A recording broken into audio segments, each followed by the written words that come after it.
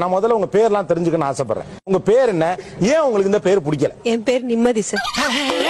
பேரே நிம்மதியாமா? பேரே நிம்மதி. ஏமா நிம்மதின்னு ஒரு பேராமா?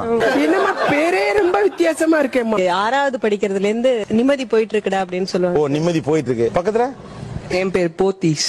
போத்தீஸ். போத்தீஸ். என்ன சொல்லிக்கிற? முதுகிலம்லாம் தெரியுதுடா.